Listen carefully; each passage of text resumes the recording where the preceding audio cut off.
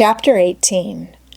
That was Tom's great secret, the scheme to return home with his brother pirates and attend their own funerals.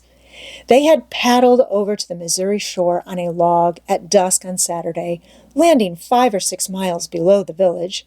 They had slept in the woods at the edge of the town till nearly daylight, and had then crept through back lanes and alleys and finished their sleep in the gallery of the church among a chaos of invalided benches.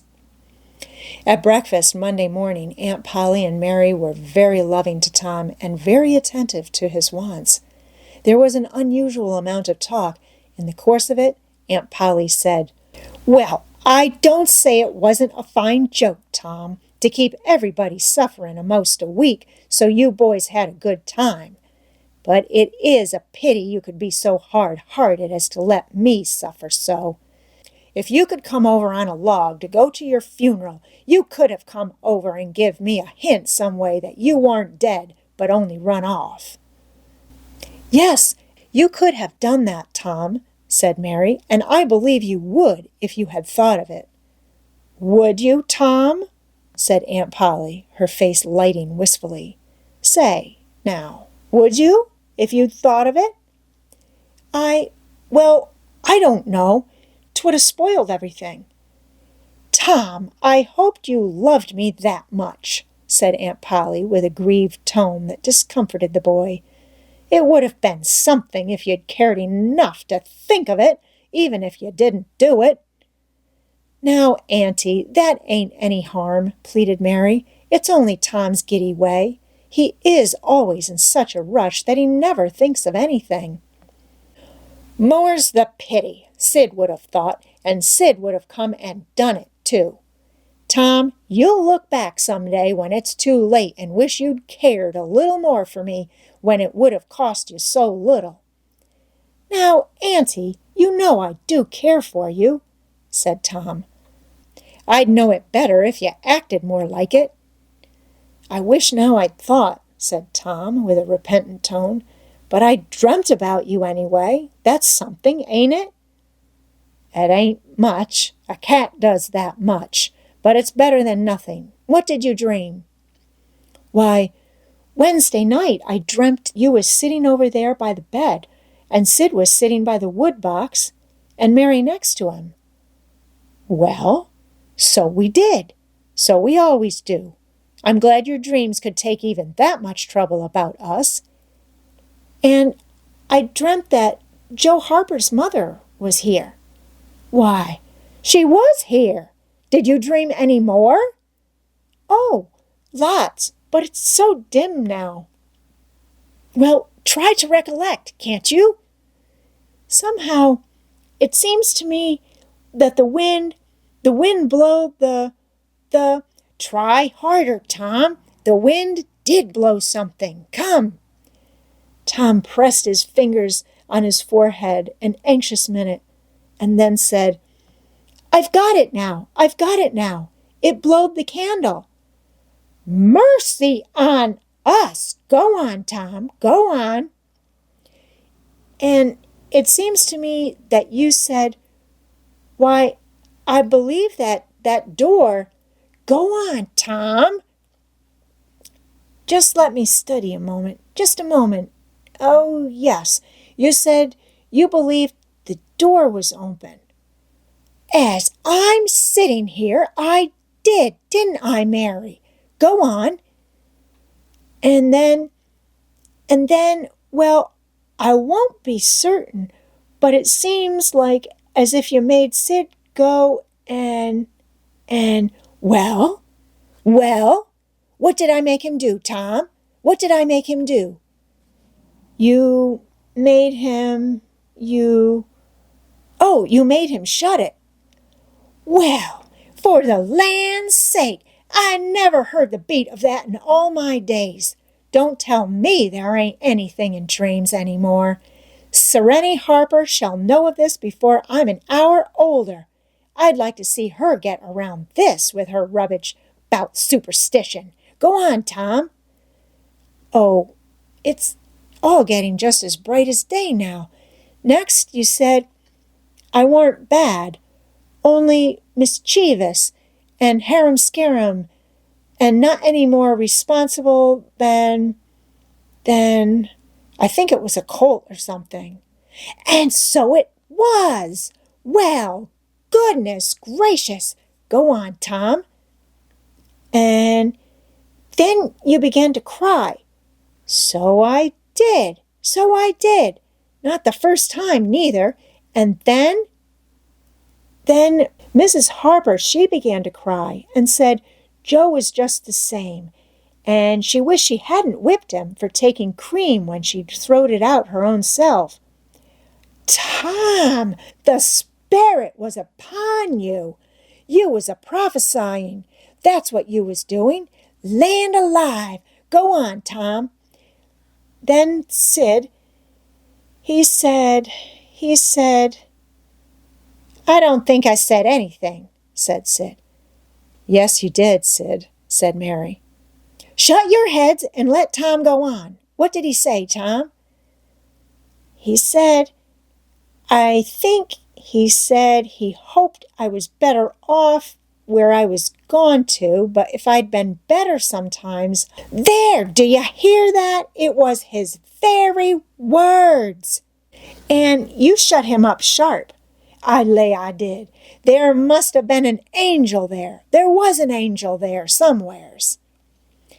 And Mrs. Harper told about Joe scaring her with a firecracker, and you told about Peter and the painkiller, just as true as I live. And then there was a whole lot of talk about dragging the river for us and about having the funeral Sunday. And then you and old Miss Harper hugged and cried, and she went. It happened just so. It happened just so, as sure as I'm a-sitting in these very tracks. Tom, you couldn't told it more like if you'd a-seen it. And then what? Go on, Tom. Then I thought you prayed for me, and I could see you and hear every word you said. And you went to bed, and I was so sorry that I took and wrote on a piece of sycamore bark, We ain't dead, we are only off being pirates, and put it on the table by the candle. And then you looked so good laying there asleep that I thought I went and leaned over and kissed you on the lips. Did you, Tom? Did you? I just forgive you everything for that. And she seized the boy in a crushing embrace that made him feel like the guiltiest of villains. It was very kind, even though it was only a dream, Sid soliloquized just audibly. Shut up, Sid. A body does just the same in a dream as he'd do if he was awake. Here's a big milum apple I've been saving for you, Tom. If you was ever found again, now go long to school. I'm thankful to the good God and Father of us all I've got you back. That's long-suffering and merciful to them that believe on Him and keep His word, though goodness knows I'm unworthy of it. But if only the worthy ones got His blessings and had His hand to help them over the rough places, there's few enough would smile here or ever enter into His rest when the long night comes. Go long, Sid, Mary, Tom, take yourselves off. You've hindered me long enough. The children left for school, and the old lady to call on Mrs. Harper and vanquish her realism with Tom's marvelous dream. Sid had better judgment than to utter the thought that was in his mind as he left the house. It was this: pretty thin. As long a dream as that, without any mistakes in it? What a hero Tom was become now! He did not go skipping and prancing, but moved with a dignified swagger as became a pirate who felt that the public eye was on him. And indeed it was.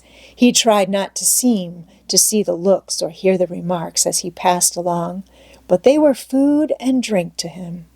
Smaller boys than himself flocked at his heels, as proud to be seen with him and tolerated by him as if he had been the drummer at the head of a procession or the elephant leading a menagerie into town.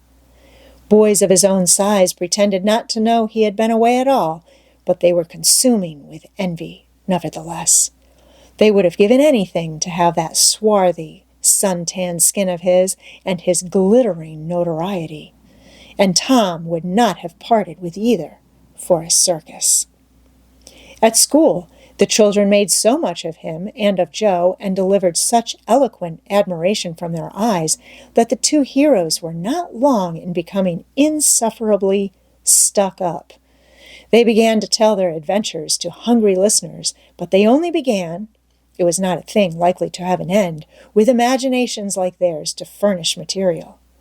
And finally, when they got out their pipes and went serenely puffing around, the very summit of glory was reached.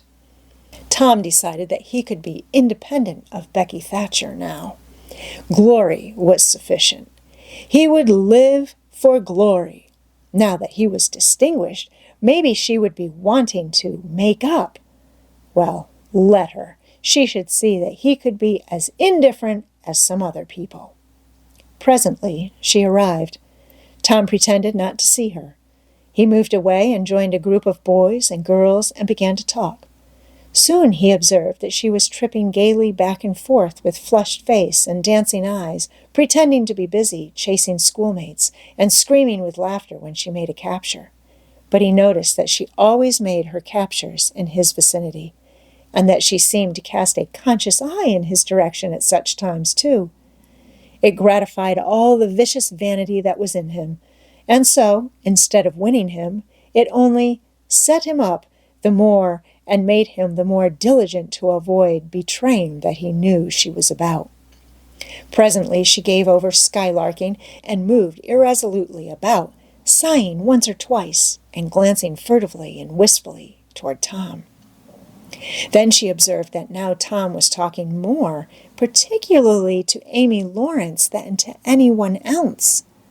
She felt a sharp pang and grew disturbed and uneasy at once. She tried to go away, but her feet were treacherous and carried her to the group instead. She said to a girl almost at Tom's elbow with sham vivacity, "Why, Mary Austin, you bad girl, why didn't you come to Sunday school?" "I did come. Didn't you see me?" "Why, no. Did you? Where did you sit?" "I was in Miss Peters' class, where I always go. I saw you." "Did you? Why, it's funny I didn't see you. I wanted to tell you about the picnic." "Oh, that's jolly. Who's going to give it?" "My ma's going to let me have one." "Oh, goody. I hope she'll let me come." "Well, she will. The picnic's for me. She'll let anybody come that I want, and I want you." "That's ever so nice. When is it going to be?" "By and by. Maybe about vacation." "Oh, won't it be fun? You going to have all the girls and boys?"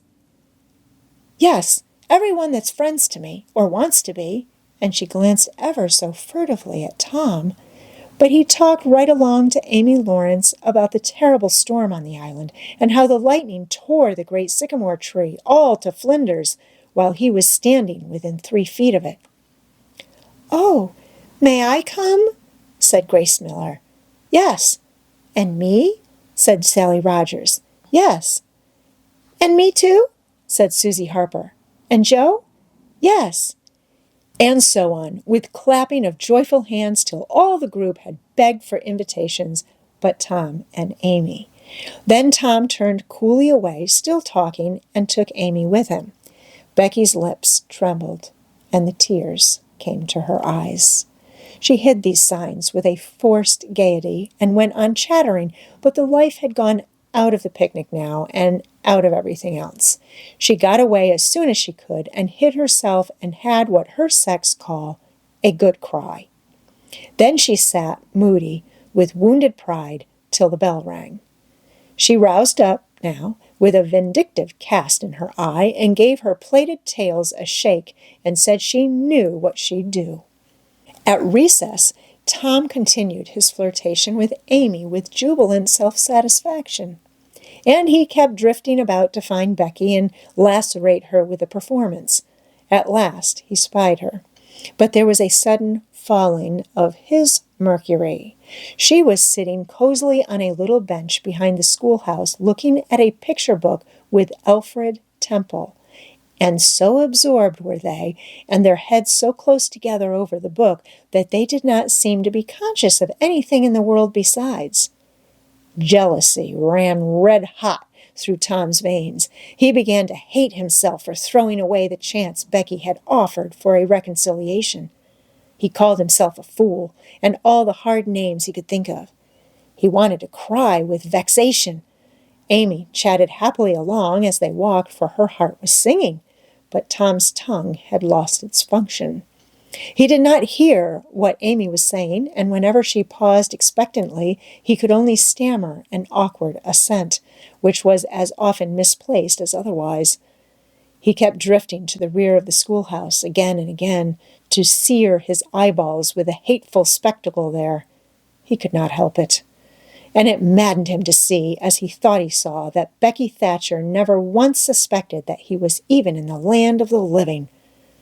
But she did see, nevertheless, and she knew she was winning her fight, too, and was glad to see him suffer as she had suffered. Amy's happy prattle became intolerable. Tom hinted at things he had to attend to, things that must be done, and time was fleeting. But in vain the girl chirped on. Tom thought, "Oh, hang her! Ain't I ever going to get rid of her?" At last he must be attending to those things, and she said artlessly that she would be around when school let out, and he hastened away, hating her for it. "Any other boy," Tom thought, grating his teeth, "any boy in the whole town but that St. Louis smarty that thinks he dresses so fine and is aristocracy. Oh, all right. I licked you the first day you ever saw this town, mister, and I'll lick you again. You just wait till I catch you out. I'll just take and—" And he went through the motions of thrashing an imaginary boy, pummeling the air and kicking and gouging. "Oh, you do you? You holler enough, do you? Now then, let that learn you." And so the imaginary flogging was finished to his satisfaction. Tom fled home at noon. His conscience could not endure any more of Amy's grateful happiness, and his jealousy could bear no more of the other distress. Becky resumed her picture inspections with Alfred, but as the minutes dragged along, and no Tom came to suffer, her triumph began to cloud, and she lost interest. Gravity and absent-mindedness followed, and then melancholy. 2 or 3 times she pricked up her ear at a footstep, but it was a false hope. No Tom came. At last she grew entirely miserable and wished she hadn't carried it so far. When poor Alfred, seeing that he was losing her, he did not know how, kept exclaiming, "Oh, here's a jolly one! Look at this!" She lost patience at last and said, "Oh, don't bother me. I don't care for them," and burst into tears and got up and walked away. Alfred dropped alongside and was going to try to comfort her, but she said, "Go away and leave me alone, can't you? I hate you." So the boy halted, wondering what he could have done, for she had said she would look at pictures all through the nooning, and she walked on, crying. Then Alfred went musing into the deserted schoolhouse. He was humiliated and angry. He easily guessed his way to the truth. The girl had simply made a convenience of him to vent her spite upon Tom Sawyer. He was far from hating Tom, the less when this thought occurred to him. He wished there was some way to get that boy into trouble without much risk to himself. Tom's spelling book fell under his eye. Here was his opportunity. He gratefully opened to the lesson for the afternoon and poured ink upon the page. Becky, glancing in at a window behind him at the moment, saw the act and moved on without discovering herself. She started homeward now, intending to find Tom and tell him. Tom would be thankful, and their troubles would be healed. Before she was halfway home, however, she had changed her mind. The thought of Tom's treatment of her when she was talking about her picnic came scorching back and filled her with shame. She resolved to let him get whipped on the damaged spelling book's account, and to hate him forever into the bargain.